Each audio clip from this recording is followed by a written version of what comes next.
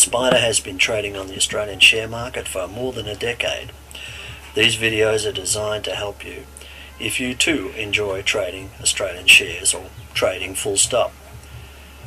If you are sick of being someone else's employee, or maybe if you just want to make a few extra bucks, or maybe you ultimately want to have It's a Wonderful Life, hopefully the videos in this series will be able to help you. We don't give tips, this is all about what goes on inside your head when you're a trader. Hope you enjoy them. Fake it till you make it. Only a very few people are born into wealth, and being born into wealth presents its own challenges.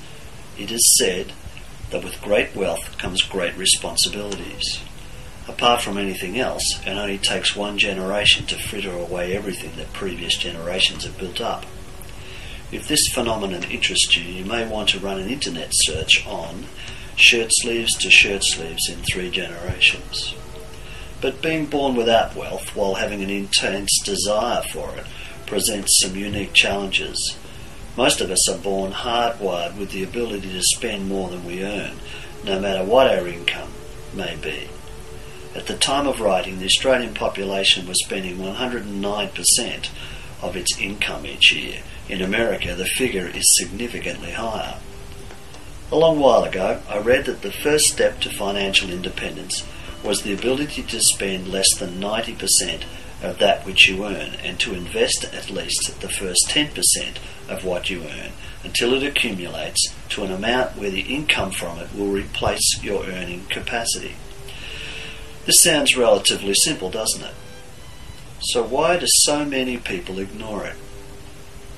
Probably the same reason that people ignore the simple rules of share trading.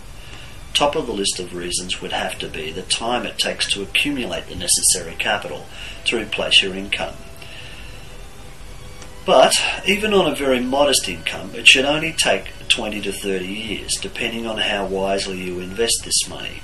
If you started when you were 18, you could have the choice to retire by the time you were 38. No windfalls, no tax lotto, no magic bullet, just your decision and the power of compound interest. Most people don't have the patience to wait that long.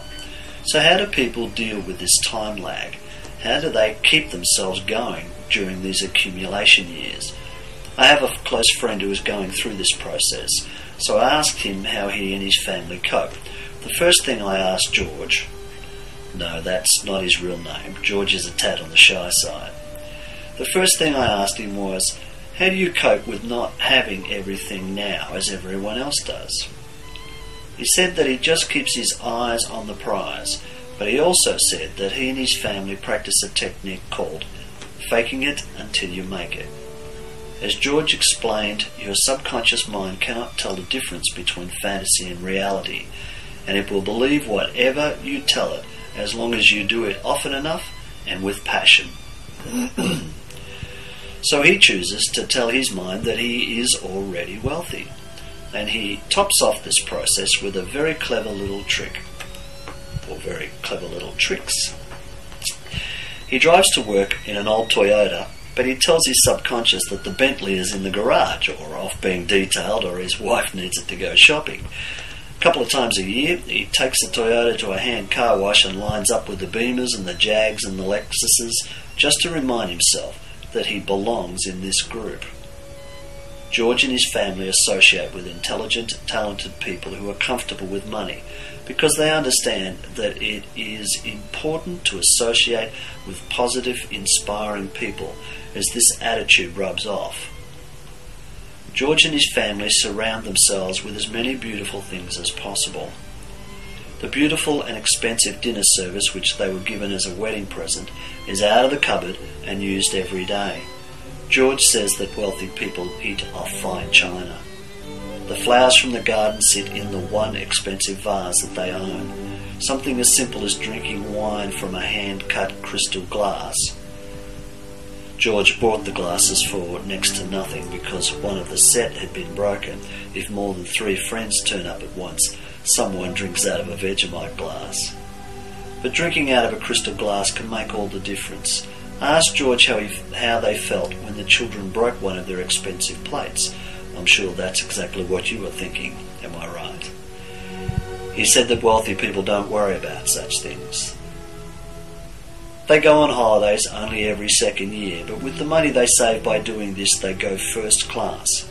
Their budget is extremely tight, but they understand the value of celebrating life's victories. I'm sure that the more astute reader will have worked out, or the more astute listener in this case, will have worked out that this story has to tell us about the experience of the newbie trader.